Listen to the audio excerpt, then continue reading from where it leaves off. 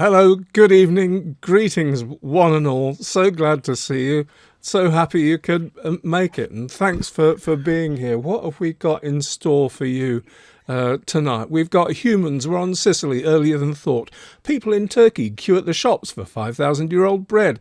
Baby rattles were mass-produced in Bronze Age Syria. Iron Age chariot wheel was unearthed at a golf course. Archaeologists find human skulls in a goat skeleton in Spain. Archaeologists find some metal objects in Spain. Archaeologists find some urns in Germany. And Brits were being horrible to each other even before the Romans got here, apparently. What more could you want? What more could you want? There you go. Well, sir. Good night then. Hello, folks. Welcome to Prehistory Guys Prehistoric Archaeology Roundup thing. Welcome to people we know and from Patreon, from our good Patreon friends, and welcome, folks, if you've never been with us for the first before and are with us for the first time. Hopefully we're doing what it says on the can and giving you a roundup of archaeology news over the last few weeks. I'm Michael Bott. Yeah. I'm Rupert Suskin. In case you didn't know. Yes, good to see you all. It's a very, very busy chat this evening as well, so good. That's wonderful. Wonderful. Anybody we should say hello to, because I have not been concentrating on the chat since we opened up. Listen, you know who you are, folks. I think if we start saying hello, it's a real flurry. If we start saying hello to everybody, then we won't start the news for another half hour. That is correct. It is. It's lovely to see you all. We've been busy. It seems that way, anyway. Yeah, we seem to be able to pass the time. I'll tell you what. I mean, like I said to you just now, Rupert, we won't do all the sort of housekeepy stuff because that just keeps the moment, pushes the moment when we launch into the news back far too far. I mean, we could tell people, about our discussions about how horrible it is getting old and all those kinds of things, but not now. Probably not a good idea, though. Of course, before we do push off, folks, if you haven't done so before, and I'm sure most of you already have, but if you haven't, please do press the subscribe button and hit the like button. As you know, it all helps. There are links, of course, to our Patreon campaign and our Buy Me a Coffee campaign down below. More about that hopefully later, if you'll bear with us. But for the moment, and also please, if the stuff we're doing sparks questions, comments, and I'm sure you won't be shy in letting us know in the chat there. We'll do our very best to keep abreast of the conversation and be on. Thank you, Fleck. That's really brilliant. We'll do our best to answer any questions or engage in the conversation indeed. But as I say, do forgive us because it's only us two. We don't have a production crew back here monitoring stuff. So it's no, we don't. We do try to keep up. Okay. First things up. Shall I go to our first news item, Rupert? Go on then. Unless you've got something to say? No, I will go. No, Let's go. I'm just looking at some of these messages and thinking that, we'll catch up on those later. All right, brilliant. After this, perhaps, then. Okay? Yes. Scientists unearth earliest evidence of human presence in Sicily dating to 16,500 years ago. There's the cave in question. It could be any old cave, that really, couldn't it? Scientists excavating a cave in northeastern Sicily have uncovered the earliest known signs of human presence on the island, dating back roughly 16,500 years. The discovery offers insight into how and when modern humans first settled in this part of the Mediterranean. The research in San Teodoro Cave near the town of, Acquedolci. That's fair enough, isn't it? Acquedolci. It had me there for a moment. In the Messina region, revealed stone tools animal bones and charred wood, clear evidence that the site was once inhabited by hunter-gatherers shortly after the last ice age. The study, published in Archaeological and Anthropological Sciences, confirms a theory first proposed in 1947 by Italian archaeologist Paolo Graziosi. He suggested that the cave had been occupied by humans before being used as a burial site. Researchers have now accurately dated the lower layers, showing that modern humans arrived in Sicily much earlier than previously believed. Evidence suggests the cave's early residents hunted large animals, particularly deer, which provided them with food, hides, and tools. Marks and burn traces on the bones indicate that animals were skinned and cooked inside the cave. Stone tools found nearby, such as scrapers, points, and carving tools, were made from flint and quartzite collected in the area. Interesting. Researchers also examined the ash layers left behind from ancient fires. The analysis helped reconstruct the prehistoric landscape, revealing that Sicily was once home to maple, oak, and even beech trees. And that forested environment stands in contrast to the icy conditions that covered much of Europe during the same period. Scientists believe the region served as a glacial refuge. Wow. Allowing plant species to survive that had vanished elsewhere. So the presence of European beech in particular was a key finding. Its survival in Sicily, while disappearing from most of the continent, highlights the island's unique ecological conditions during the last glaciation. And according to the study, early humans likely reached Sicily by sea from the Italian mainland. Using small boats to cross shorter distances made possible by lower sea levels. Once ashore, they gradually moved west across the island and eventually reached the Egadi Islands off the coast of Trapani. The archaeological layer uncovered in San Teodoro Cave is the oldest, not only at the site, but also in the wider region. Researchers say it provides crucial evidence that the earliest humans had a presence in Sicily far earlier than once thought. As the climate warmed over the last glacial peak around 20,000 years ago, the island's diverse natural resources made it an ideal place for early human survival and expansion. If we're talking about the survival of people, what they were up to after the last ice age, that is a huge piece of the jigsaw going in there, isn't it?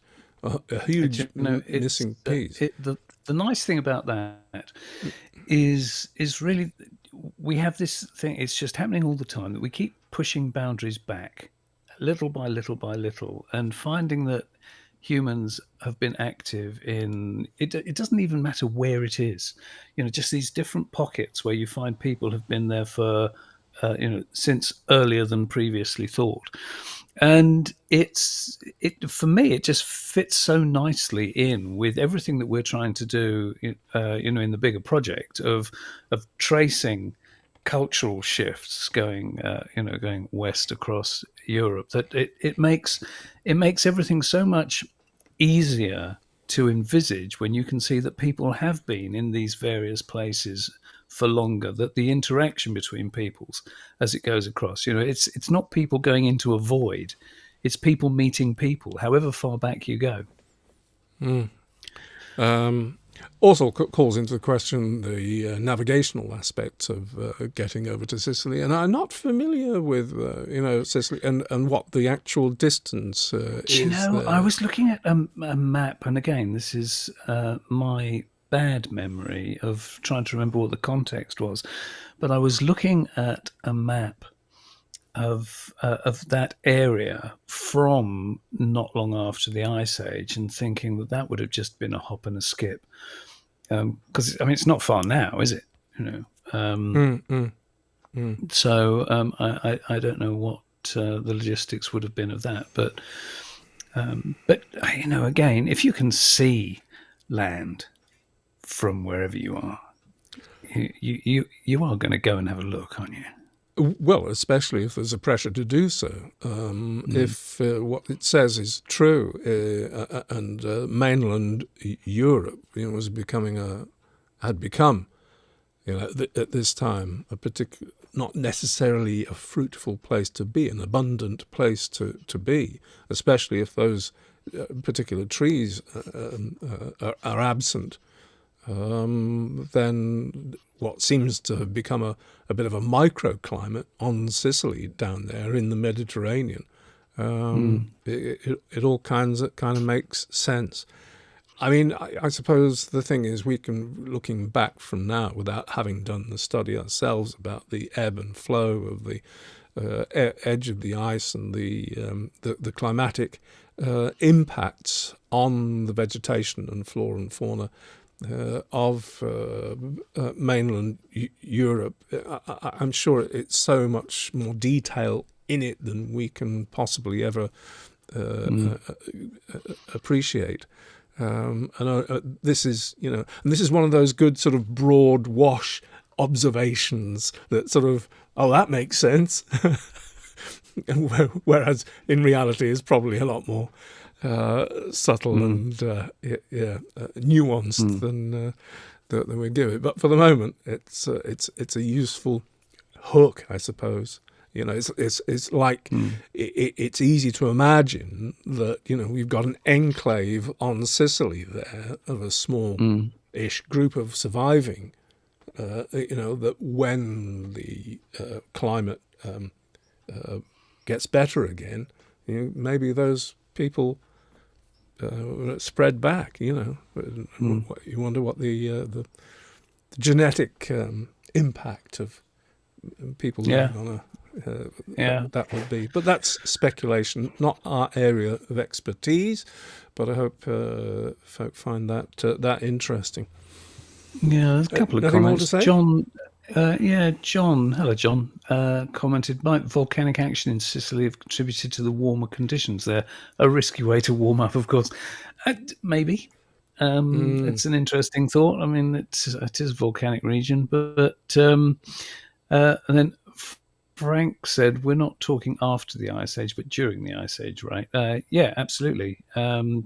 It's after the glacial maximum, which I think Nelly said. Hello, Nelly. But it's and particularly for that far south, I think it's significantly enough after the glacial maximum for that to have made a difference. But it's a good question. Was it an island? It is a good question. Probably it was a lot more approachable, if nothing else, at the time. Yeah.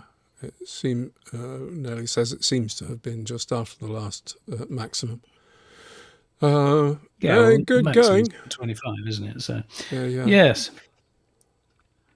Good going. I mean, I don't have the chronology locked in my head, so, any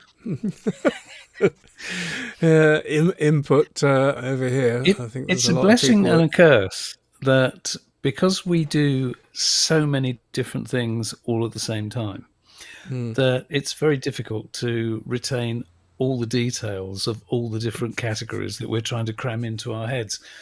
I'm sure if we were specialists as opposed to generalists, then we'd remember a lot more detail. But and if we were studying day in, day out, but now, Muddy, David, thank you, David. What? Can always rely on David. David's actually, I'm presuming you've looked it up, David, and it's not something you had in your head already. If so, I'm hugely impressed. David said, at its narrowest point between Torrefaro and Villa San Giovanni, it's 3.1 kilometers wide.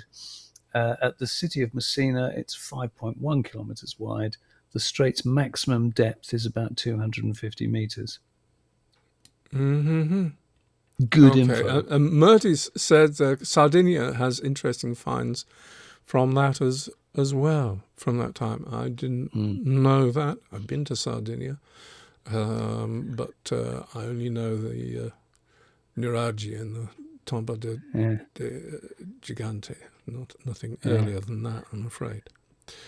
And Carrie says Doggerland was dry at that time. Do you know what? I love little details like that. That's not a little detail, it's a huge detail. That all these, just how the land has changed. And the fact that you go back then and you could walk all the way from Western Ireland now to right the way across through to Scandinavia and Eastern Europe. It's it's the fact that everything has changed so much. There's a wonderful map that I reference quite a lot, and you've probably seen it, but it's a map of the changing land mass from, it's about 16,000 years ago, I think, to now. And just, in fact, I'll see if I can find it. And except that you can't paste links in chat, can you? I tried that last time, and you can't do it. Used to be able to. Yeah, wouldn't let me do it. But anyway, yes. In fact, I'll find it and I'll say it when you're reading the next piece. Righty ho. Rupert, before we go, could you just check your level, your audio level in your computer? It sounds like it's dropped a bit. I wouldn't worry too much. Hold on a second. Yeah, just let us know in the chat if our audio levels are fine for you folks. It's not always easy to get them balanced. Has it dropped? It has dropped. Yeah, I thought so. Why? Do you know what? Some of you, if anybody knows, any and it's moving while I'm looking at it, and I don't know why. Every auto thing is turned off. Never mind. We'll deal with it. We'll do it. Yeah. Oh, okay. Oh, God, U5B1 haplogroup is from Sicily. Yes, of course it is. Yes. Yeah. Oh, but we could go down such a rabbit hole with all that, couldn't we? There's a rabbit hole. The genetics of it all. Yeah. Hopefully, we will actually get to touch on these things quite a bit more when we get more into Göbekli to Stonehenge as we work our way through Europe, Rupert. Thanks for the feedback on the sound, guys. Yes, we will be. I think it's important because obviously there's a lot of you do know a lot about the nitty gritty of that, various haplotypes and haplogroups. There's a limit to which to how much of that we can put into a program for easy consumption, though. Yeah, that's true. It's about communicating the facts rather than making a program about genetics. But sometimes it's essential to mention in order to make the point, and to prove the point about migration. So that's what I meant, really. Yeah. Yeah. Yes. I think I'll move on to the next piece, actually, now. Do Rupert. that. Okay. Yes, anything we should know before we move on? No. You? Okay, cool. All right. Bizarre Neolithic burial site, including human skulls and a goat skeleton uncovered in Spain. I don't know why this makes me... It sort of has... It's vaguely amusing, that. It's sort of... It's Dennis Wheatley does prehistory. Oh, yes. Let's not go there.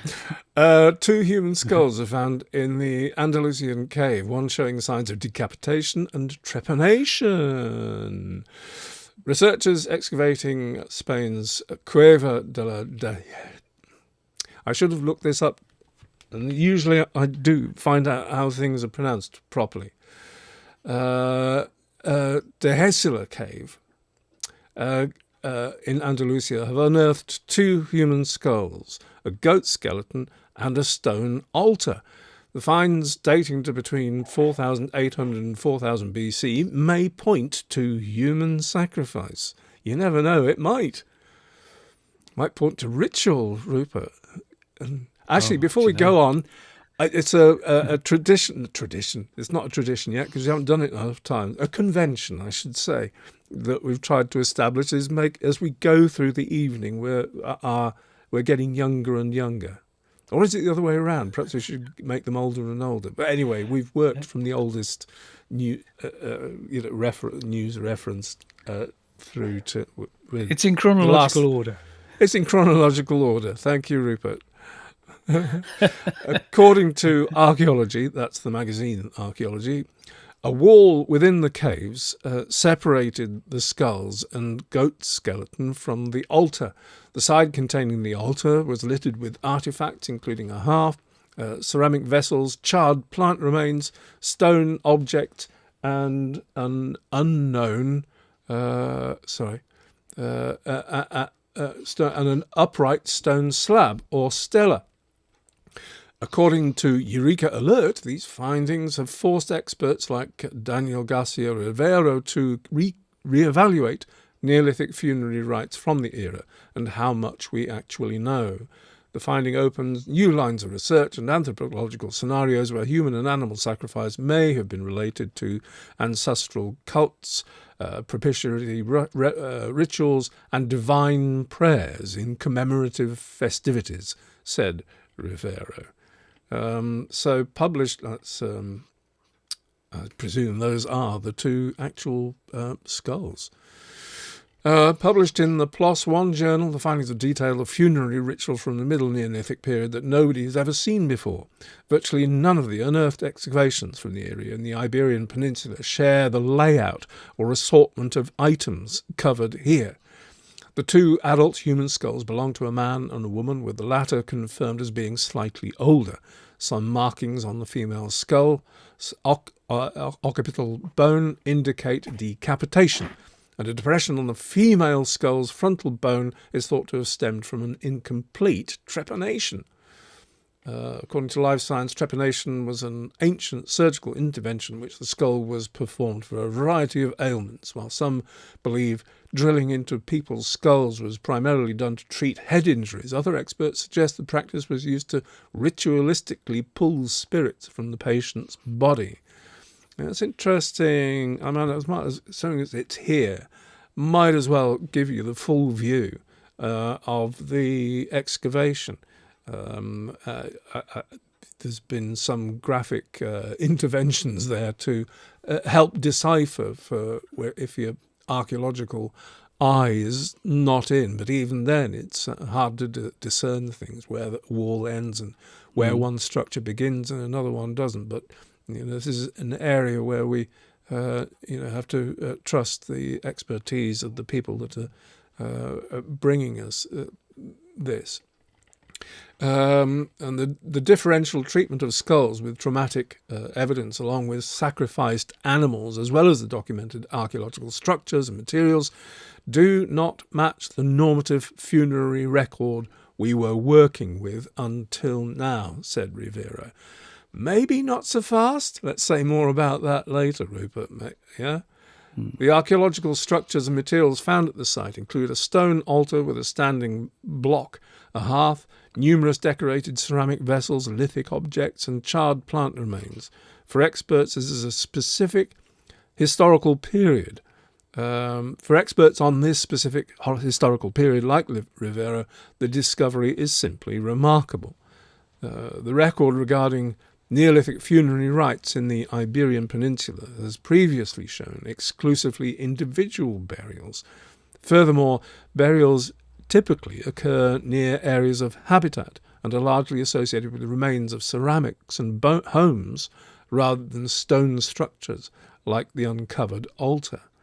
That's the skeleton of the goat, would you believe? A review and study of the entire funerary record from this period and place has allowed experts to draw new distinctions.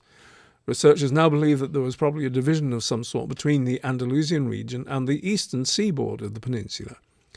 This discovery is of great importance, not only because it's of its peculiarity, but also because it constitutes a sealed, intact ritual deposit, which is a great opportunity to gain more detailed insight into the funerary and ritual behaviours of the Neolithic populations of the Iberian Peninsula. Ultimately, by shedding new light on these ancient funerary practices, we gain a better understanding of the ways in which the humans have always grappled with the inevitability of death. Okay, so, in and of itself, fascinating, and tantalising. Sorry, I just caught Carrie Ann said, no goat head. No goat head, apparently. and your head goes into a tailspin, trying to work out what were human beings up to in this. And then on the other hand, this is one instance, and suddenly it's being given a lot of, it's changing people's minds about how they think about the Neolithic in Andalusia. I'm glad you said that. Yeah. It's something that we've commented on before, and I always make the distinction that we're interested in the history of man, not the foibles of men, and I think it's a real risk. When you get something, they've stated very clearly in the article that this is like no burial they've ever come across before. And then at the same time, they're saying, so now it gives us an insight into how people were behaving. Well, clearly it doesn't. No, it gives you an insight into how the people that made this site were behaving. It doesn't necessarily exactly. It could have been an enclave, a cult. At least another 1, 2, or 3 of it, exactly the same before it kind makes of a thing, difference. to be able to say that it was anything cultural about it. So I mean, fascinating it really is. But yeah, you've got to be very careful about conflating anything, I think. Yeah, I don't know if anybody else has got anything to say about that. Sorry, I wasn't watching the chat at the same time as I was reading, obviously. Thank you, John. John's just said my reference to Mr. Wheatley didn't go unappreciated. Excellent. I think, sorry, it's the messages have always done. I think it was Kate. Sorry, Kate, if it said, because it mentions an altar, and Kate said altar or dresser, and that's not a silly question. Silly thing at all, is it? No. Yeah, because it is a risk. I know that. There have been a couple of sites. There's one particular one. Once again, I don't remember the name, but there's a site they found in what is now Israel, where they said they had found altars in this ritual place, and they clearly were altars of a type. They were quite small, but there was evidence that there had been burning of cannabis, amongst other things, on it, and dung and opium, and but the point is, that you can see if something is like say it's a small square and there's signs of burning on the top, you can call that an altar. But then if you make a comparison with, let's just say, the dressers at Skara Brae, that you could point at one of those and call it an altar if that was where your head went. But it's very difficult. I haven't seen photographs of what they're calling altars here. I'm just going to put up the image again, because it depends how you're viewing this, folks, whether you're on a desktop or a phone or what have you. But the skulls were found in up at the top left there, where the 2 arrows are. And in front of that, there's a little bit labelled wall. So they were tucked up there. And right next to that is the hearth area, which you can see defined by the hemispherical line. It's indistinct as to where the goat skeleton was and all the etc. But there's definitely something weird going on. To be fair, yeah. What exactly? We shall probably never know. And but again, just to be willfully picky, because so Carrie said, an established altar, hearth, and burial, though, show organisation of ritual. Yeah, absolutely, they do. And we only dismiss ritual when it's clearly just an unnecessary assumption. But the intriguing thing about a lot of sites like this is that just because you have things in in reasonably confined space, unless they're very clearly on the same layer, if you like, then it's very difficult to say. Are they 20 years apart? They could be a generation apart, let alone a century apart. So we've got to be very careful when we piece these things together. I'm sure they've done the work. Yes. I'm not dismissing it in this instance. I'm just saying it is one of the inevitable risks. Kimberly said altar or dresser or surgical table. Well, yeah, if there's signs of trepanation, then why not? Yeah. Indeed. We did a special about trepanation not that long ago. If you look down through the back catalogue, folks. Actually, if you are, if you're new to us here, folks, if you're new to the prehistory guys, we've got loads of stuff.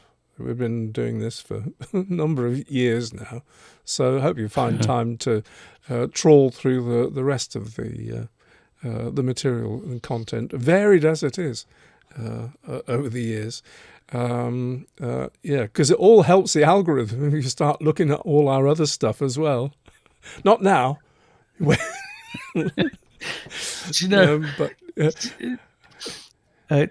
sorry, I want to pick up Eric. Hello, Eric. I said, or TV stand, just because you haven't found evidence of television. Now the thing is, you might be having a laugh. Eric is a very naughty boy. Eric is a naughty boy, but I think it's again, it is so important to bring those kinds of questions in. There was an archaeologist only a few months ago who had posted a photograph saying, I wonder what people will make of these in the future. And it was a photograph that kids today would probably not know what the hell it was. It was a photograph of a CD rack. And, and you think CDs, well, that was something that in geological terms, or even in anthropological terms, something that happened in human existence, and gosh, the blink of an eye, they came and went. And so people looking at them, you'd come up with all sorts of ideas. You'd probably think it was more likely to be a letter rack than for an item of technology that has, come and gone in the blink of an eye. And I think it's a very good point, and also a good time to mention once again, those of you that don't know it, there is a fantastic book called The Motel of the Mysteries, and it's all about archaeologists of the future, and they actually find a motel, and everything that they uncover, they interpret in ritualistic terms. So they get into a hotel room, for example, and there's a body on the bed.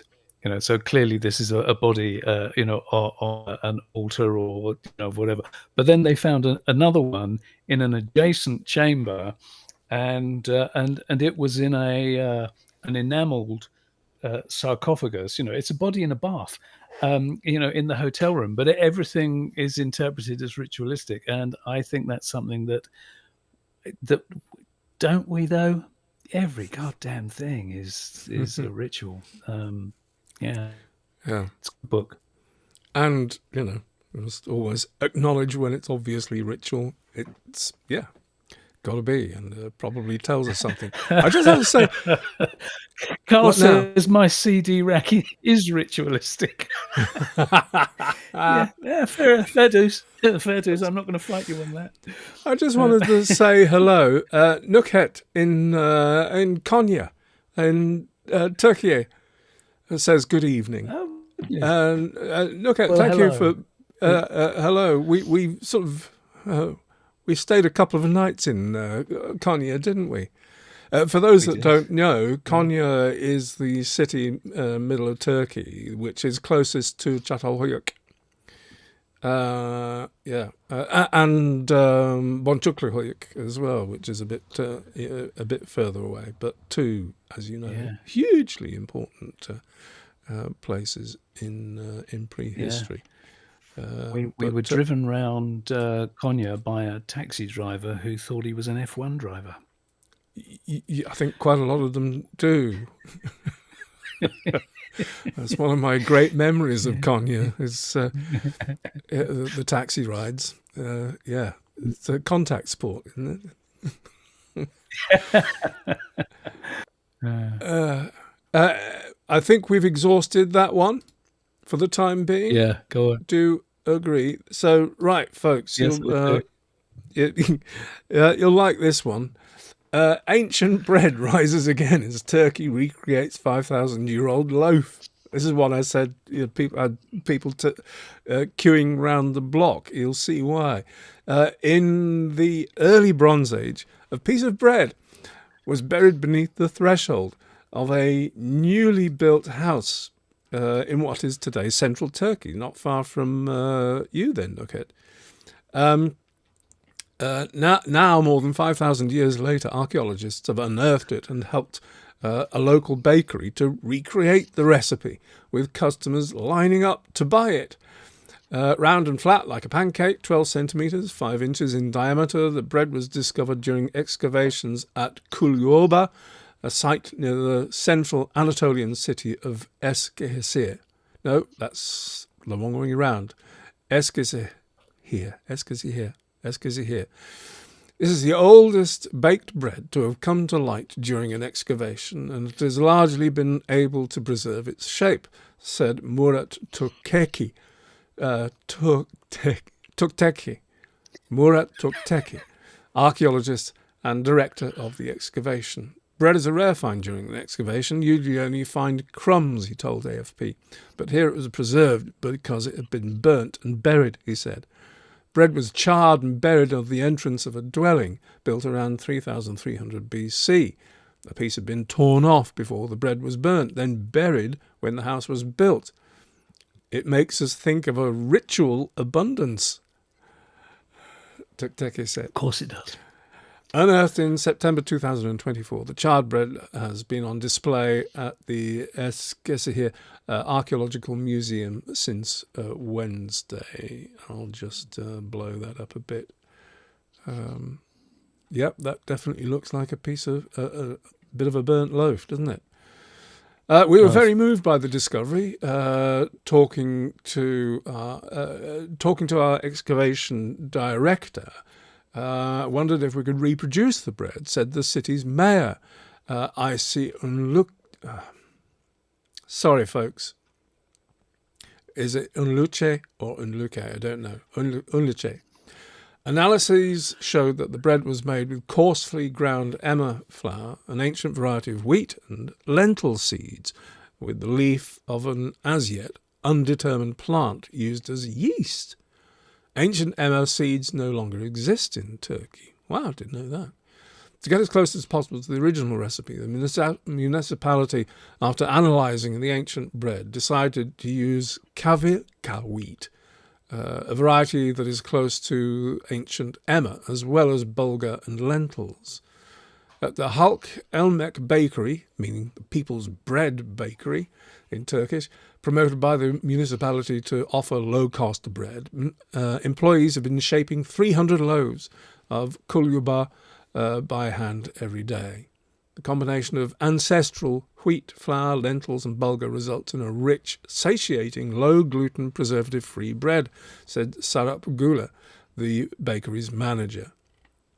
The first kulyoba loaves marketed as 300-gram, 11-ounce cakes that cost 50 Turkish lira, that's around $1.28, sold out within hours. Not surprised.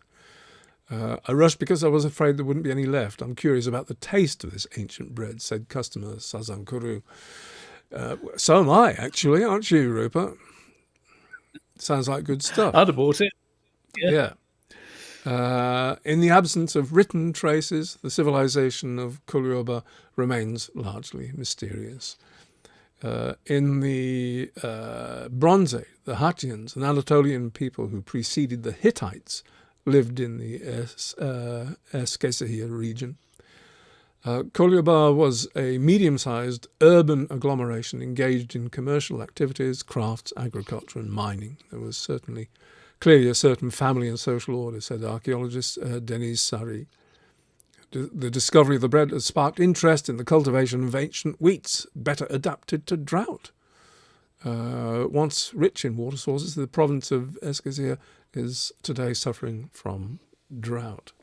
There's more stuff about climate crisis and how the cultivation of GÖBEKLI wheat is probably a good idea. But that's good to know, isn't it? But it's I love that kind of story, and wish I could bring it to life. You know, a bit of that's a sort of that's a good bit of experimental archaeology. Experimental archaeology. Yes, my brain glitched there. Won't be the first time or the last time. I'm really glad they did that. Frank said, "Wait, oldest baked bread. What about the find from last year from Chaddelhoek, 8,000 years old?" Correct. It was. I think the reason is that the find at Chaddelhoek last year wasn't cooked. It was dough that they found in association with an oven, but it hadn't been cooked. How old's the burnt toast story that we often refer to? What, the Natufian? The Natufian, well, because that's much older. The oldest known toast is 14,500 years old. That's Natufian. So that. But again, that surely is the oldest bread. Yes, but you have to laugh, don't you? That they called it at the time. The researchers called it the oldest toast, and I thought, where does toast become burnt bread, or the other way around? Where does burnt bread become toast? That could have been a bakery gone wrong. But interesting. Forgive me. I'm just going to do this to just to clarify for folks. What are you doing? What are you doing? I thought you were leaving us for a moment. It should be right there. Yeah. Nuket says good evening again. Good to know you. Am I pronouncing your name approximately right, Nuket? I hate it because I've been getting names wrong tonight. Or they've been tripping me up. I hate that. Motel of the Mysteries. That's the one. Yay. Motel of the Mysteries, and it's by David Macaulay. David Macaulay. Yeah. I can't commend it highly enough. I'm not going to show you the insides of it now because it would be a spoiler. It's just absolutely brilliant. Oh, good. I got Nuket's name right at least then. Anyway, glad you're here. So probably now would be a good time to just do a little bit of housekeepery stuff and just recount the stuff, what we've got coming up and what to expect on the Prehistory Guys channel in the few weeks and months going forward from here. Because it's been a sort of lumpy few months because obviously, we were in Turkey on the west coast of Turkey for a week, and then we came back, and then I went away to Ireland. So that's broken up the stream of produce of Prehistory Guys content. And now next week, Rupert's coming over to the UK. So the output will be a bit lumpy, I'm afraid to say. We will do our best. We'll do our best to keep stuff coming. But what we can say is two things. Before Rupert comes here, we're going to do a special GÖBEKLI TEPE to Stonehenge podcast. So it'll be, words only. But recording that on Tuesday. About Lipinski Vir, because we're fascinated by the Neolithic, Mesolithic changeover and interchange, around about 6,200 BC at that particular site, and in the Balkans and Danube, down the Danube and beyond in that area, and what happened. It is just such a rich period in human history, though. Yeah. But yes, so sorry. But also, you're working. Yeah, you're busy working hard, compiling. We're going to do a list show. Is it, how many have we got? Have we got 10, or is it less than that? 10. I It's all think we've going to got be 11, about. but we have the option to throw one away, of the shipwrecks.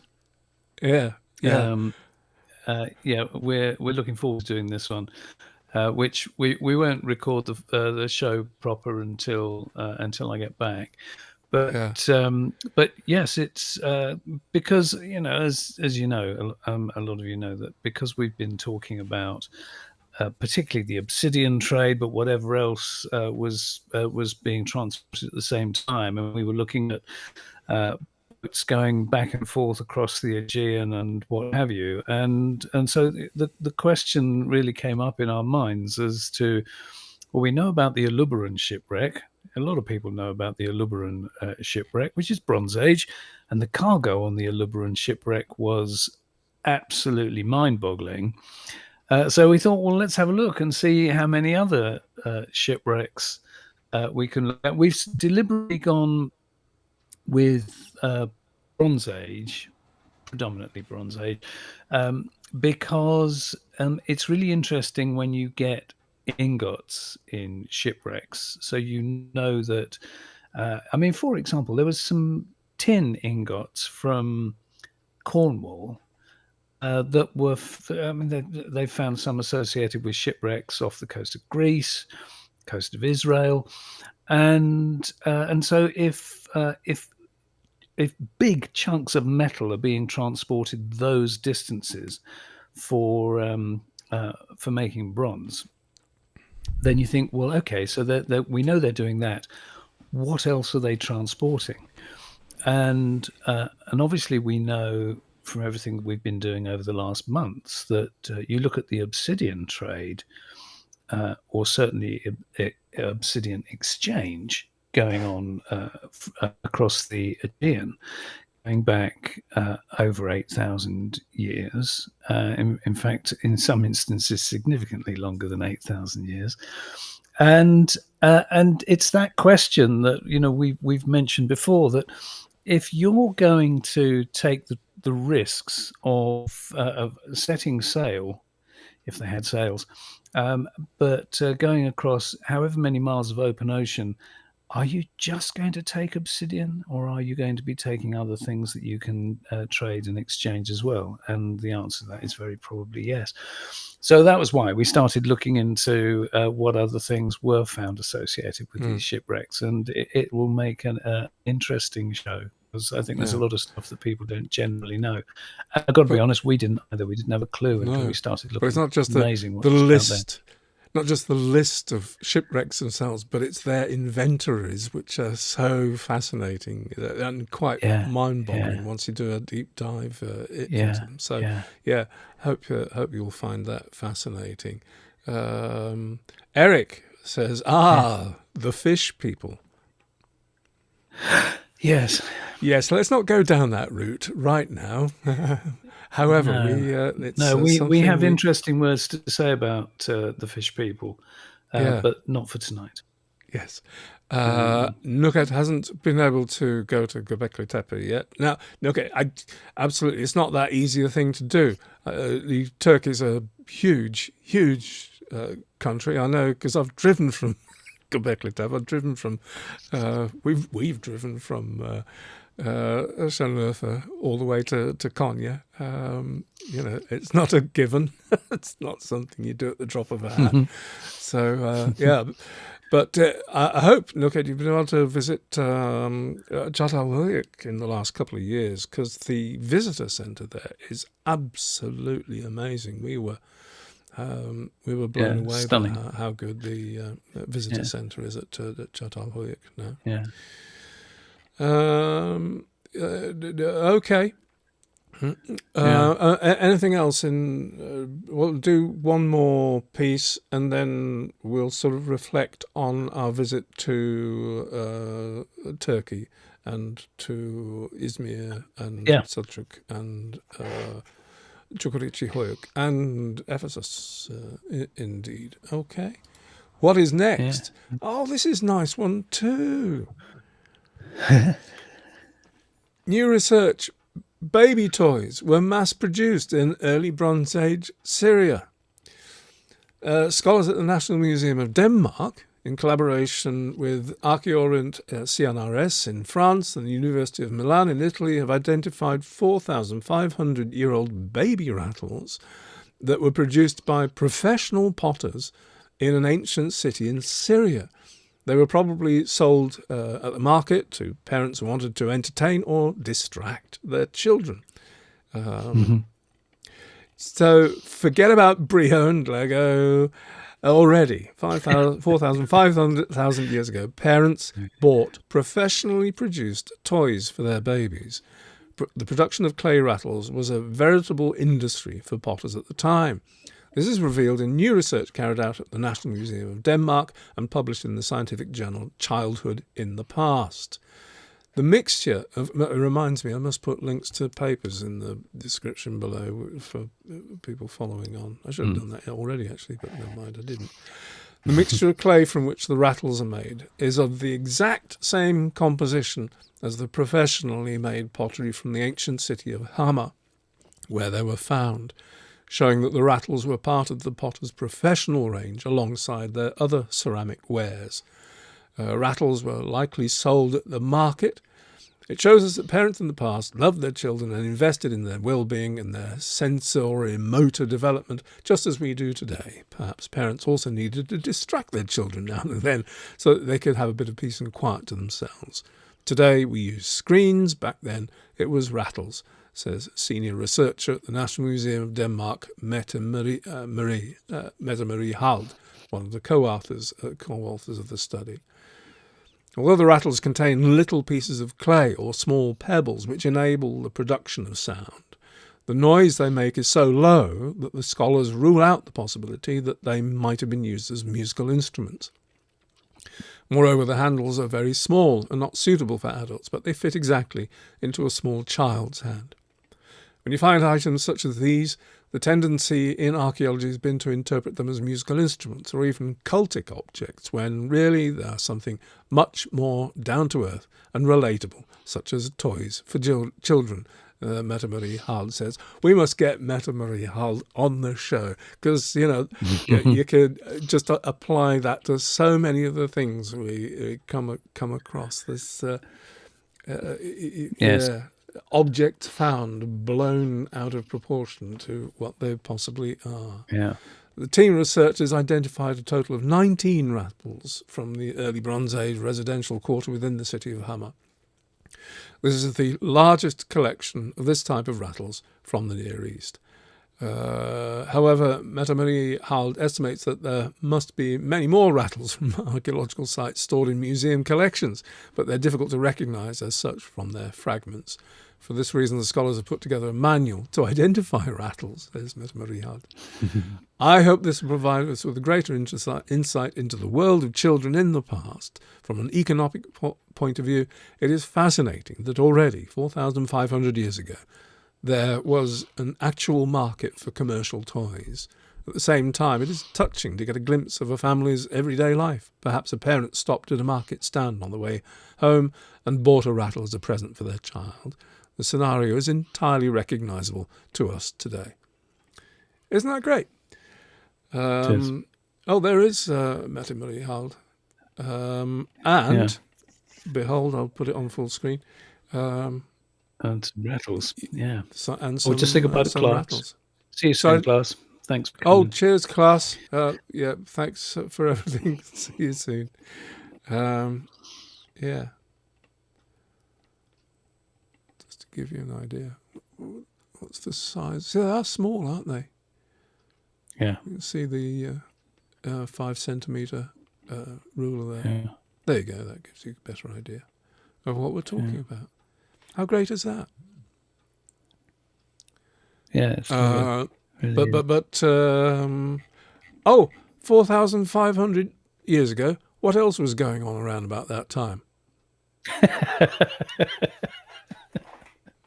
Not a lot. What? Stonehenge, not a lot. Pyramids, not a lot. Do you think Stonehenge had a visitor centre at the time? Yeah, what do you think those wooden posts at the entrance of are? Yeah. Uh, yeah. Uh, Anyway, cool. Um, there's nothing more to really input there. Just glad somebody's doing the work, aren't you? do you know, I really like it when there's something that's, how often do we say it? It's about the people. And it's so nice when something comes out that is about an aspect of human life that is so relatable. Mm. It's just it's a colour that we don't see very often. Yeah, yes, indeed. Mm. Anyway, Thank you, before Louis. should we do one more before we review Turkey, Rupert, our visit to Turkey? If you want to. Where are we? Yeah, we're making good progress. Let's do this one, which is Iron Age chariot wheel unearthed at a golf course. This won't take long, I don't think. Anyway, yeah,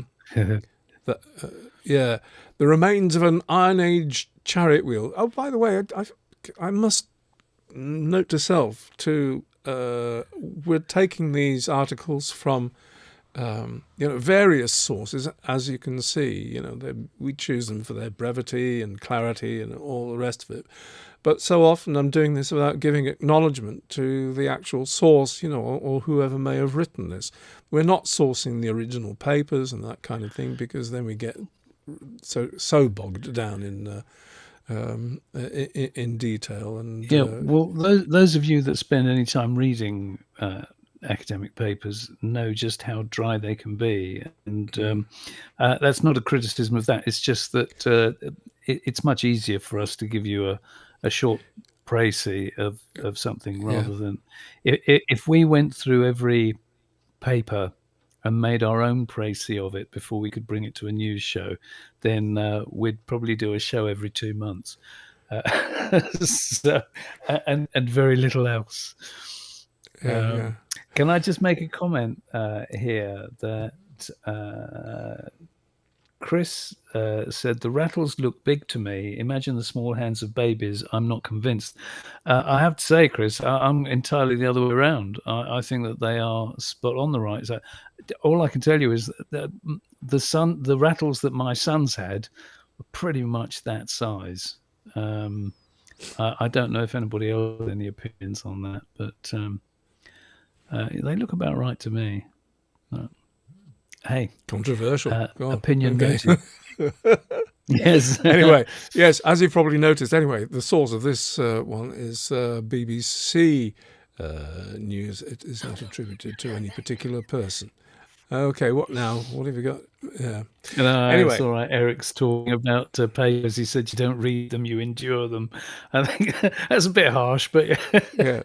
If you're lucky, they've got pretty pictures. Not that you can understand the pretty pictures sometimes, because they're often diagrams of genetics, which yet to get my head round. The remains of an Iron Age chariot wheel, that's much more understandable, has been discovered at the site of a new Highland golf course. Archaeologists made the find in a pit used for cremations thousands of years ago. Flint tools and evidence of at least 25 Neolithic wooden buildings were also uncovered during excavations at the site, the new Old Petty Championship golf course near Inverness. Avon Archaeology. Sorry, Mike, hold on a second. Yeah. Just it didn't strike me before. It's just seeing you get it on the screen like that we're talking about. They've found a chariot wheel, and you look at that photograph, you think, bloody hell, that's a big chariot wheel. I'm sorry. Silly. It's a big chariot. Whatever pleases you. A 3,500-year-old Bronze Age cremation urn and evidence of medieval field systems and grain drying kilns were amongst other finds. I mean, what the heck? Do you know I mean, there must be, but when you've got such a rich stratification of stuff going on in the same place, where do you actually begin? Yeah. Anyway, how they've dated the wheel amongst all this? Difficult to say. Yeah.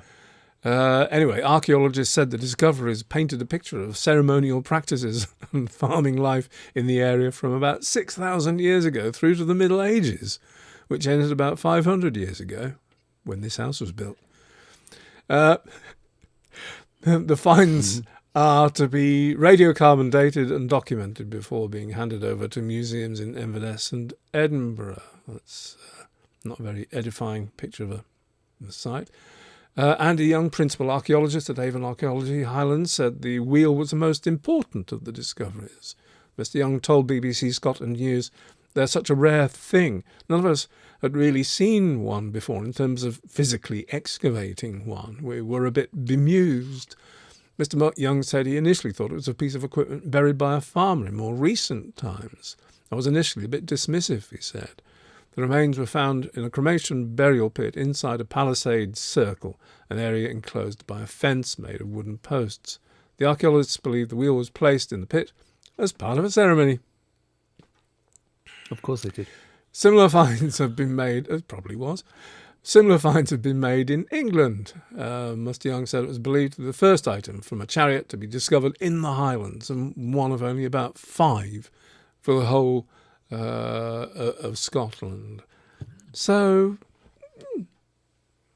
I don't know if that helps paint a picture, but it's good to know that a chariot wheel, we included it in the news. It's not earth-shattering, but if it's the first chariot wheel that's been discovered in Scotland, result, I would say. Yeah. Actually, joking aside, I do think it's significant because it would be interesting to know how they make a distinction of, a chariot wheel as opposed to what? It's a wheel. Why? They didn't find a chariot. Ta-da! On what basis do they call it a chariot wheel as opposed to a wagon Wheel, for example? I don't know. Because, when we're talking about transportations of anything, whether it's goods or people, that to have evidence of wheels of any size, it's a significant thing. So I just wonder how they'd made that distinction. It seems a bit of a leap, really. I just want to say that there's a few a few viewers here. Now, there's two suggesting it could have been a unicycle. You see? What are you like? And they're not wrong. Yeah. I think, there's something that's going on. I know Stuart is one. Who else? Is it Alison? That every time we say the word ritual, they have a drink. And ceremonial also counts as ritual. So, and Stuart's last comment was, hick. I didn't know. Had I known. Yeah, you might have seen me drinking beer, but mine is actually alcohol-free beer. I won't get on the alcohol until later on. Oh, Lord. Anyway. Listen, yes. I'll tell you what. Let us talk about our visit to Turkey and the ongoing things of the GÖBEKLI TEPE to Stonehenge project. I think, the reason I want to bring this up is that Rupert and I, we're conscious, that you've helped us wonderfully, you people that have contributed to the GÖBEKLI TEPE to Stonehenge project via the Buy Me a Coffee site, and we've had several trips away now. Ones we've made a good fuss about because they've entailed us going to Turkey twice now. Because we need to complete that story. But slightly more under the radar, you've also financed a whole week in Brittany so that we can bring you that part of the story. And of course, we did complete the Stonehenge portrait a few weeks ago, a month or so ago now. which is part of the Göbekli Tepe Stonehenge project, thing, although it's not the story bit of it.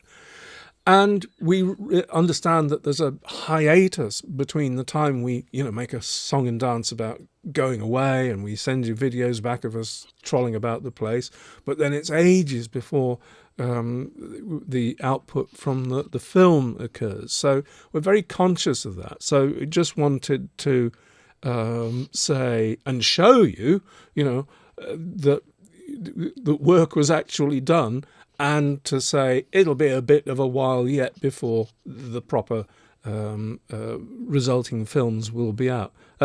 I'm just going to run. What I did, I banged together a few random clips from when we were in Turkey last in May. So if we can use them to reminisce a little bit about it, and say more about the Göbekli Tepe Stonehenge project in general, as I run these images from our time in Turkey in May. I mean, we did cover, quite a bit of ground. And we did cover a bit of ground. The thing is that we could stop to talk about something, but then we've zipped past it already, haven't we? Because we got off the plane and we drove straight to Ulucek Hoyuk, which is one of the oldest sites there. And it was closed. We couldn't get in there. The excavations don't start for some months yet. But we went to Selçuk. Now Selçuk, that's the view from our. We're zipping through. We could see that from our hotel. Yeah. That's the Citadel fortress at the top of St. John's Basilica. Yeah. Yeah. So, for those of you that know Ephesus, Selçuk, the Ayasala Hill in Selçuk actually took over from when Ephesus went into decline. Very big pot. Then Selçuk became the main city there afterwards. So it's a lot of it's Byzantine rather than Roman. But the point is that we went back to Turkey because we wanted to complete the story. That in our heads, although we'd already produced a great deal of material from Göbekli Tepe and the Taş Tepe sites that we visited, that it wasn't really the beginning of the story. In our heads now, we're trying to bring the beginning of the transition of farmers across the Aegean. Can you pause it, Mike? I can pause it. It's all right. It's just that there's so much stuff worthy of comment, and we're skimming past it. You carry on, and then we'll talk about it afterwards. Yeah, I mean, the stuff that you're looking at there, which apparently we were told in the Yeşilova Museum and Visitor Centre, that what we're looking at there is a lump of obsidian from the island of Milos. This is the stuff around which all flipping revolves. And so important, and it's our contention that we wouldn't be sitting here if it wasn't for this black stuff had been circulating in the Aegean and created the swirl of exchange and trade in that area that first drew the Neolithic, early Neolithic farmers across the Aegean. Over to Greece and eventually up into the Balkans, up the Danube and beyond. You can't really see from this.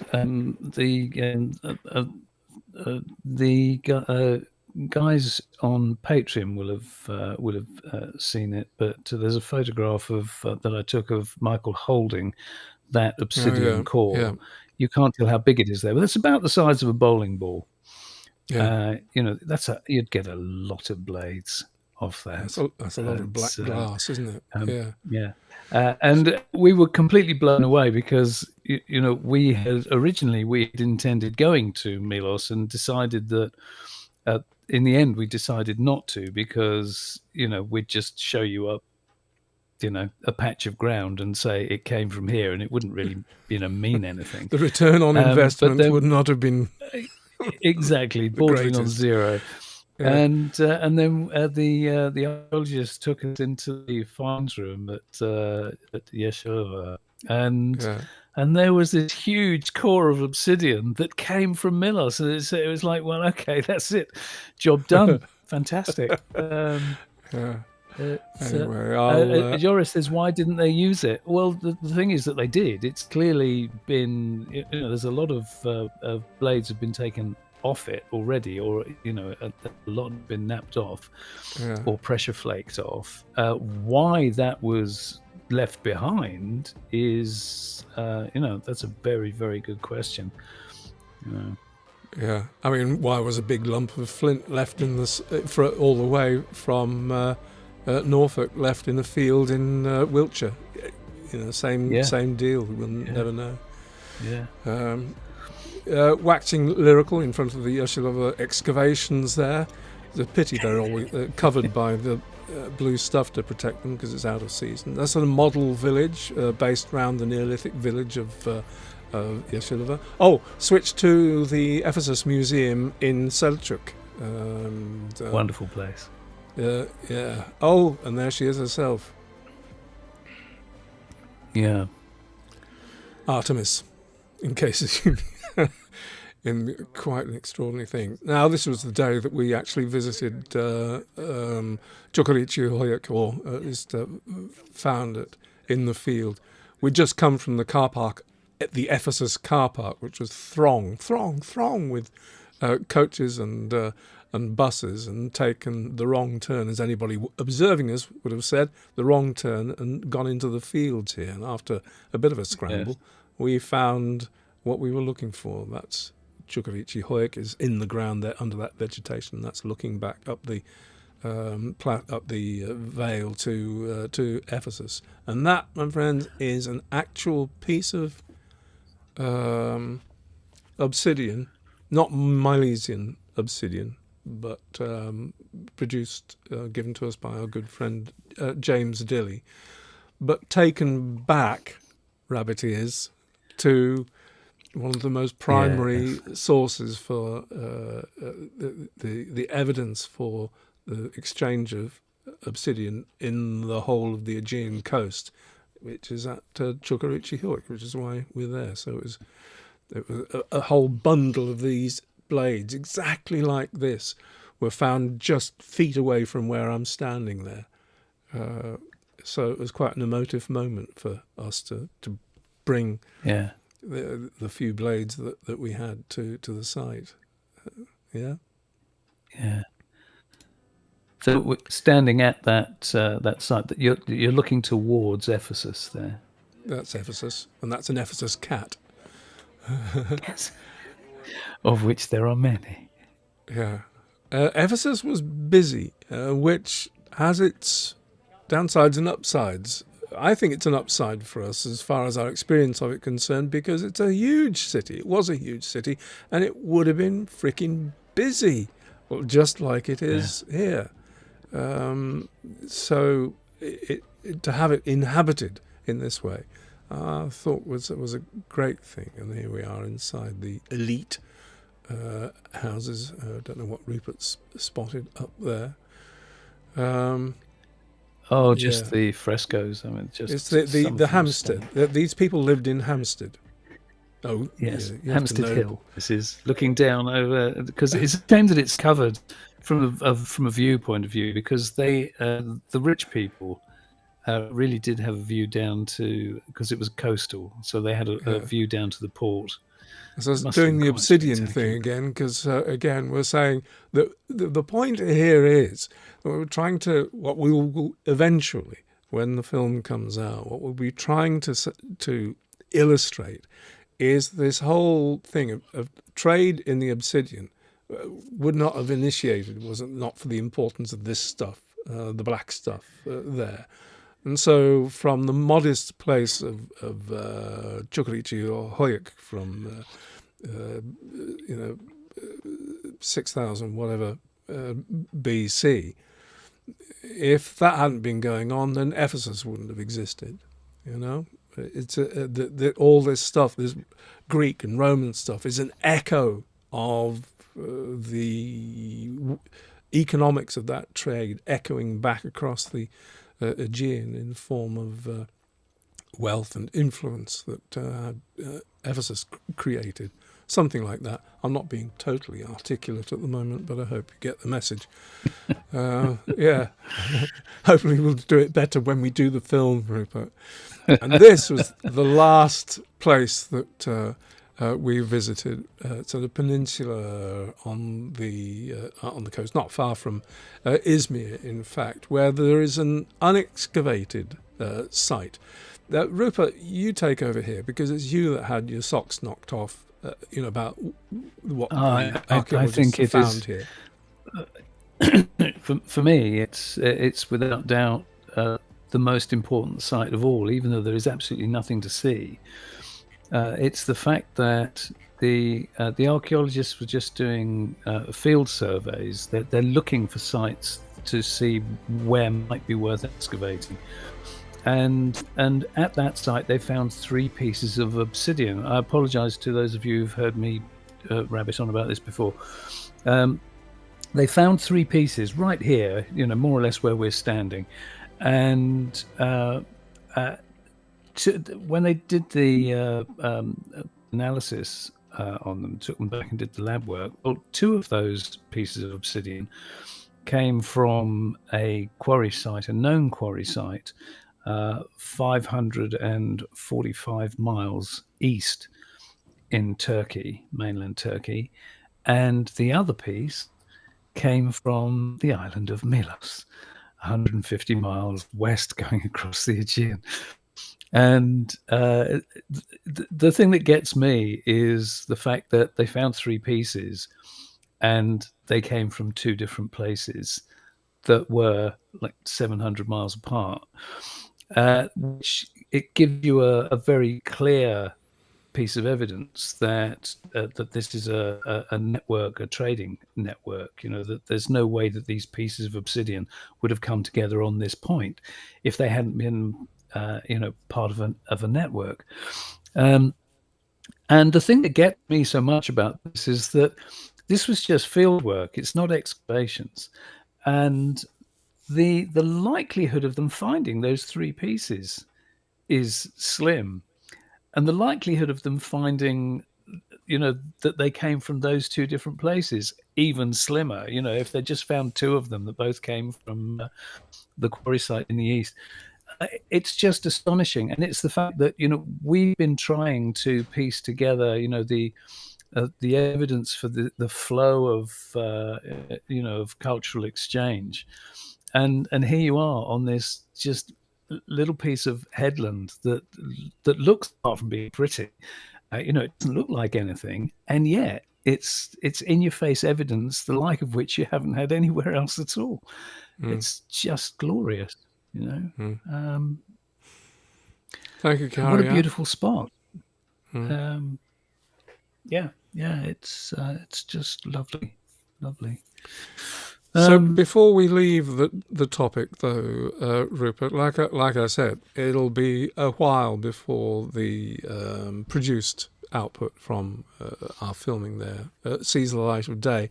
Nevertheless, life goes on, and as Rupert and I were talking before we came on air and deciding, thinking about where next. We're already thinking about where we need to go next to help tell the story. And as we were saying earlier about Lipinski Vir, we've decided that our next port of call, our next place, our next adventure will take us to Serbia and to Lipinski Vir, which means that the funding for the project is an ongoing thing. So we haven't stopped asking for money. That's the nub of the matter.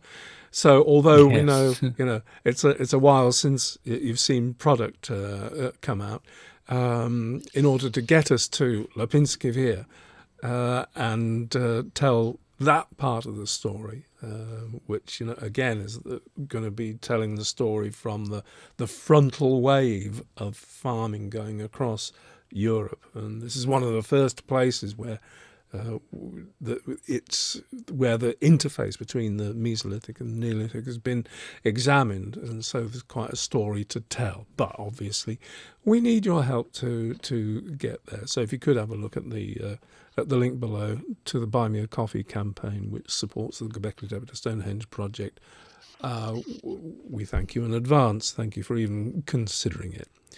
I think that's enough said on the matter for the time being, don't you, Rupert? Yeah. Well, as you know, I mean, we are very grateful, and we are, we're so happy that you like what we produce. At the end of the day, it's just. Charcoal Ninja raises a very interesting point, Rupert. Have you thought of doing channel memberships so we can get emojis and things like that? And I'm kind of tempted, but at the same time, we do have a Patreon campaign, and having YouTube memberships and Patreon memberships at the same time, I'm not sure that works. We started a Patreon campaign before YouTube started memberships, and I don't think it would be fair on our existing Patreon membership to shift attention, because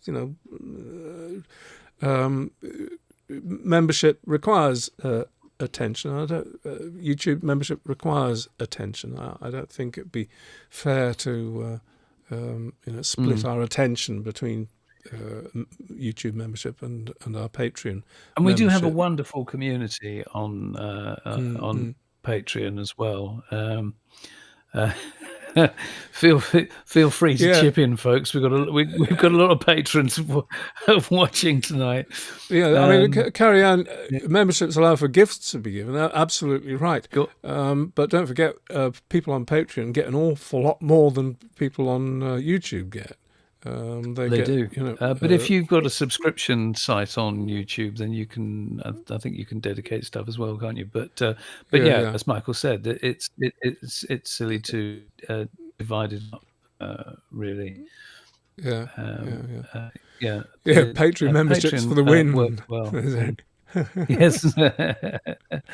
There's the Monday Moot, regular Monday podcast, completely exclusive, and also our Zoom call, which we had on Tuesday night, monthly Zoom call. Here we have a Zoom call. We post all sorts of stuff on there. Behind the scenes stuff. Yeah. And there's still a lot more to come, actually. But a lot of the stills that I've took when we were in Turkey have been posted up onto Patreon as well. All sorts of stuff. Yeah, Kev said it was also increase your workload, Michael. There is that, Kev. There is that. Yeah. Thanks, Carrie-Anne. Yeah. But I'm glad you raised it, because I'm glad to be able to sort of air the point, actually. Anyway, let us get on. We are sort of whiffling a bit. Yes, I just want to make a comment here before you go on to Hungary. Do you? Yes, just because a couple of people have, or a few people have been talking about Artemis, and the fact that there are so many different theories about, the many-breasted Artemis, that it turns out, because I was curious about that. Well, I say I was. Michael and I were both curious about that, because you look at that and you think these people were very capable of making absolutely sublime statues of absolute perfection of the physical form, and there's no way that they would have done breasts like that. In our view, anyway. And so I started looking into it, and it turns out that the theory about them being breasts was almost a joking thing that was put out by early Christian scholars in about the 3rd century, so a long time after the imagery had actually been conceived. And it's also worth noting that there are at least a couple of statues of male figures who also are wearing whatever these are. And yeah, there are theories about them being eggs and gourds, amongst other things. Personally, I favour the idea of gourds because you would put strings around them and wear them around your neck if you were carrying water. It's just the way we'd carry a bottle of water now. Obviously, we don't know, but that just makes more sense to me. Boobs, they are not.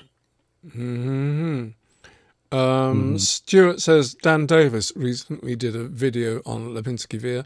He did, and it's very good too. I would recommend anybody to look at Dan Davis. We like Dan history, Davis. And look at his video about Lipinski Vir.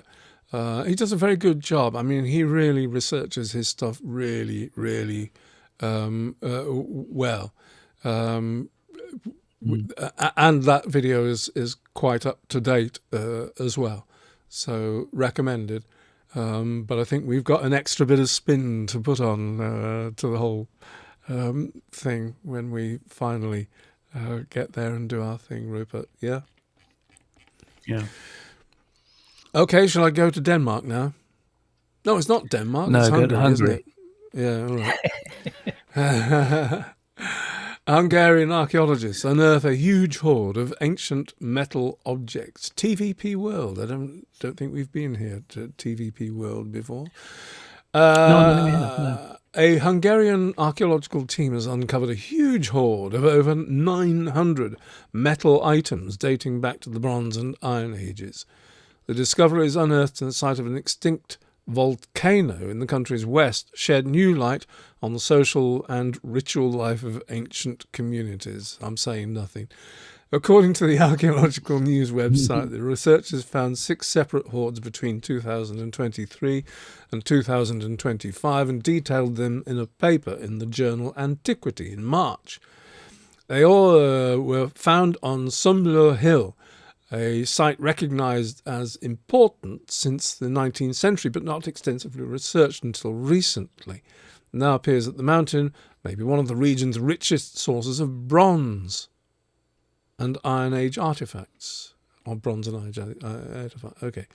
The archaeologists from Hungary's National Museum used cutting-edge techniques, including aerial laser scanning devices, to map and study the site before finding items including jewellery, spearheads and decorative discs believed to be military adornments.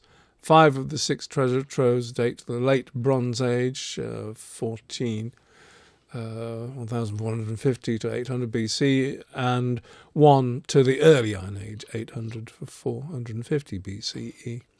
Finds are particularly important because they are well preserved. 2 of the hoards had been buried in ceramic pots.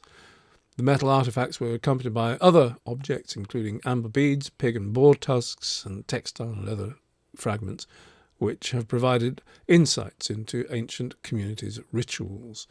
The findings suggest that Sumler Hill was an important site amongst the region's settlements at the time and may have been a local seat of power. Well, I should think it completely and utterly has been making those archaeologists' days for a number of years now. But because we don't we've not delved really into the Iron Age ourselves, it doesn't sort of knock our socks off completely, and I wish it did in a way, sort of. Well, it's tricky, isn't it? Because joking and whimsy aside, the trouble with delving too deeply into the Iron Age is that it really is that massively fuzzy area where prehistory becomes history, and suddenly things get really, really busy with known trading across huge networks, particularly when you think that the entire Roman Empire is Iron Age, and the impact that the Romans had across the whole of Europe. So that's one of the reasons why it just really complicates things if we start to delve heavily into the Iron Age, And I and think could be to too that much of a point, distraction from. Yes. well, the thing is that the next article we should dive straight in, because the same thing pertains to a large degree. And yes, Ulla, we are live. Hello there. Where am I going? Oh, let's do this. 30 vessels from the Urnfield culture discovered beneath a road in Germany. You see, I've heard of the Urnfield culture, but I know nothing, I'm afraid to say. And, this is a very interesting revelation. Archaeological excavations carried out during the construction of a drainage tunnel on the K14 road connecting the towns of Meusberg and Immenbeck in Lower Saxony uncovered 30 funerary urns from the late Bronze Age, 1200 to 600 BC. However, the discovery, led by archaeologist Jochen Brandt of the Hamburg Archaeological Museum, was not entirely unexpected. As early as the 1930s, farmers had found urns while working the land in the same area, which were excavated at the time by the former Helms Museum, the predecessor of the AMH. This precedent led Brandt to carefully supervise the construction work on the new drainage channel, although what did surprise the experts was the exceptional state of preservation of the funerary vessels found, which it's hard to get a sense of scale from that, isn't it? Never mind. This is the first time in years we've managed to recover complete cremations in burials in such an intensively farmed area, explained Brandt. Usually modern agriculture has almost completely destroyed this type of evidence. I didn't know that was going on, this funerary practice of being buried in urns, ashes in the urns, in such an intensive way. It's not wholly dissimilar to Beaker, though, is it? No, I guess so. But I suspect the Urnfield, the clues in the name, kind of. Yes. Must be something. Yeah. The discovered urns, which belonged to the so-called Urnfield culture, were protected by a covering of stones and in some cases sealed with a large slab or even with a second inverted vessel. The MH team, along with volunteer detectorists, who this time traded their metal detectors for shovels, documented and extracted the remains of nearly 30 tombs. Most follow the typical late Bronze Age pattern, ceramic urns placed within stone structures. You can see there the urn supported by stones there. However, as Brandt notes, inside the vessels, there's little more than burned bones. Grave goods are rare in this period. Subsequent analyses will focus on the Leichenbrand, German term for bone ash resulting from cremation, providing funding can be secured for anthropological studies. I tell you what, somebody's going to have their work cut out. Yeah, good luck, yes. Let us know how that works for Sifting through that, because you know that what they're going to be looking for, don't they? Yes, because if so, it could be possible to obtain information about the sex and approximate age of the individuals buried, and even demographic data on the small farming communities that inhabited the area. So, in a few words there, you've got a world of hurt for some poor PhD student, probably sifting through those bones, trying to find the what's the name of the bone here that retains the DNA and all the rest of it? Bone, isn't it? Petrus bone. Petrus bone? Yeah. That's how they can determine the ratios and who's buried where from cremated remains. Anyway. Once the construction works is completed, the landscape will return to its usual appearance and the site will be covered again. Urns will be studied and preserved at the AMH, where they'll become part of a fragmentary but essential account of prehistoric funerary rites in northern Germany. There you go. Yeah. it's what a fantastic find though. 30 urns. It's 30 burials and more. It's yes. yeah. But I don't think we can't really layer anything on top of that ourselves, because we are largely just bringing you the news. If if anything significant crops up, we'll let you know. Anyway, shall we move on and just finish off now, Rupert? Then with the last piece. It will. Yeah. Well, here's a blockbuster. Here's one to finish on. Hey, new study debunked Roman massacre myth at Maiden Castle, Britain's iconic war cemetery. So, straight in your face stuff there just before you retire, go to bed. Well, before I retire to bed, I don't know where in the world what time of day it is. Anyway, new archaeological report by Bournemouth University is redrafting one of the most important pages of British history. Long believed to be the location of a bloody massacre during the Roman conquest of Britain, the war cemetery at Maiden Castle in Dorset now appears to have a more complex and less Roman-centred story to tell. In a study published in the Oxford Journal of Archaeology, Bournemouth University researchers conducted a new reanalysis of the Maiden Castle burials, complete with new radiocarbon dates. In contrast to the long-held presumption that the dozens of bodies discovered at the site were victims of a single catastrophic Roman attack, current evidence suggests that these individuals died over a period of decades between the late 1st century BCE and the early 1st century CE. The research suggests episodic outbreaks of violence, possibly due to internal conflict, dynastic power struggles, or regional executions, as opposed to a single battle against Roman forces.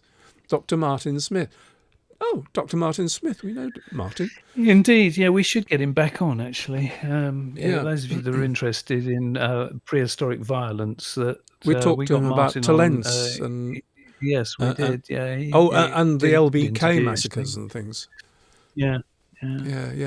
Anyway, Bournemouth University Associate Professor of Forensic and Biological Anthropology emphasised the significance of the find. The discovery of dozens of human skeletons displaying lethal weapon injuries was never in doubt, explained Smith. However, by undertaking a systematic program of radiocarbon dating, we've been able to establish that these individuals died over a period of decades rather than in a single terrible event.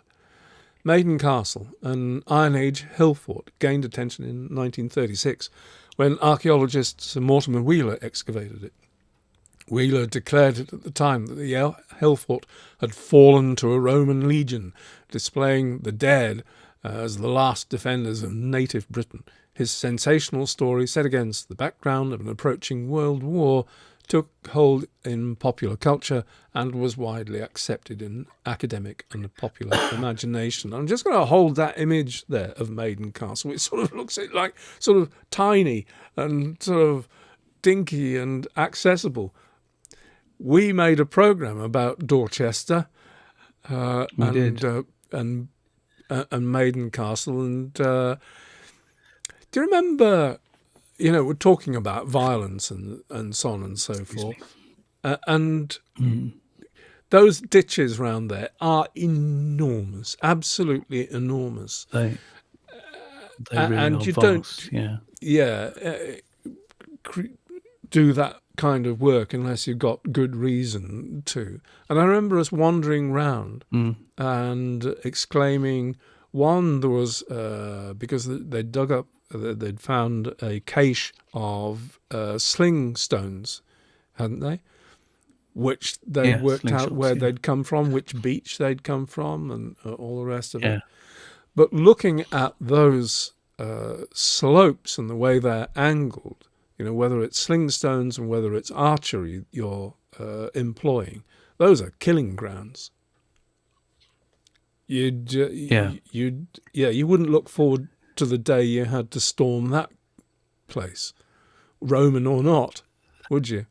No, no. I mean, it's almost, you certainly get the impression, looking at the depths of those ditches, that's pretty much unassailable. Because if you're not seen coming over the brow of the first one, you'll be seen coming over the brow of the second one and the third one. Yes. It is quite something. Yeah. I'll just pick up terabytes. I said trivia question: how many That's Maiden Kev. castles are there in Terabytes is England? Kev. Hello, Kev. I didn't put two and two together. It depends if you're asking, do you mean Iron Age hill forts? Because I can tell you that in Britain and Ireland, there are significantly over 4,000. But if you mean on the scale of Maiden Castle, then I don't know. But hill forts generally, yeah, over 4,000. I'm not clear, on how many bodies have been found, but it's interesting. You kind of, if it was assailed, you'd expect that they'd found more, but the bodies that have been found, are now stretched over time. It's interesting. I'm glad we didn't do the Daily Mail edition, because I think that is really totally over centralised. It was a little bit tawdry, yeah. It was a little bit tawdry, yeah. Talking of mafia warfare, etc. Might be right, I don't know, Yeah. but maybe it's a bridge too far. Yeah, that was it. Oh, please do, if I remember, folks that are watching the recording of this, hopefully I'll have remembered to put a link to the our day in Dorchester, which includes the walk of Maiden Castle up in the corner there. It was a good day, yeah. Or a couple of days. Yeah, it's a nice little film, actually. It was a really valuable thing to do. Anyway, I just finished off.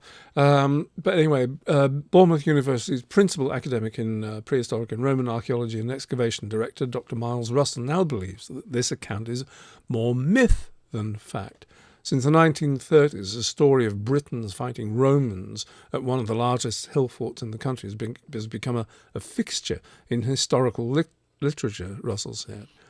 The tale of innocent men and women in the local Duratriges tribe being slaughtered by Rome is powerful and poignant, but the archaeological evidence now points to it being untrue. This was a case of Britons killing Britons, the dead being buried in a long abandoned fortification.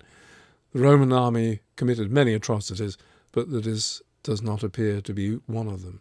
Oh, Britons killing Britons, the dead being buried in a long abandoned fortification. I didn't catch up on that. Ah, right. The new evidence also raises broader questions about how ancient burial grounds across Britain can be interpreted.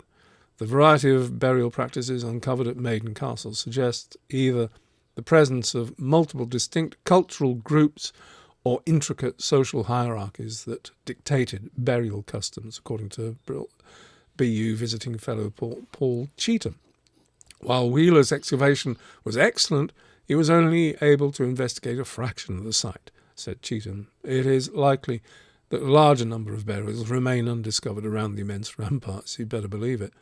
Cheetham also added that the study defies simplistic explanations of archaeological cemeteries. The intermingling of differing cultural burial practices contemporaneously shows that simplistic approaches to interpreting archaeological cemeteries must now be questioned. Okay, that's it. That is the last news item we have. Yeah. We should clarify there. Kevin meant specifically places called Maiden Castle. My answer to that, there's a few of you been chatting, but I have no idea. Obviously fewer than 4,000. All right, brilliant. Guys, what can we say? Thank you, as ever, for sticking with us. It really is great to have your feedback and have the opportunity to engage with you and say hello to folk new to the channel, and I hope you've enjoyed it too. Yeah. So that's all I've got, Rupert. You'd like to say ta-ra? Yeah, I was just wondering whether to pick up any on any comments before we disappear. Philip's been talking about history starting and ending in Africa. I think, do you know what, Philip? You have a fair point when you talk about iron. That the earliest known smelted iron, I think, is North Africa, isn't it? But yes, it just shows the richness of the human prehistoric. Just good grief, we're everywhere, aren't we? Yeah. That's it. You've petered out, have you? Yeah. Yeah, I have. I've petered out. I just I didn't want to ignore Philip. He'd made a few comments. So, cool. Yeah, thank you so much, folks. Thank you, Lily. Thank you, Nelly. My goodness. Where's Nelly? I missed Nelly. Where are you, Nelly? Oh, thank you. Nelly says, great job. She says, we've earned a few coffees. Thank you, Nelly. Above and beyond. Mardy, I had such a great time. I'm so glad. Thank you, Nuket. It's glad to have you here. Thank you as well, Nigel, Kate, Alison, Kev, Mary, Jill. Yeah. Hey, that's it. I'm waffling. I will hit the button that marks our exit from this. Take good care, folks. Next time, See you next time. Bye-bye. See ya. Oh, I'll tell you what. It's not going to work. I'm just going to have to finish it. Yeah. What? Because it goes out with a little outro, but I pressed the button and it couldn't find the film, so I'm just going to have to press finish. Bye. No music. See ya.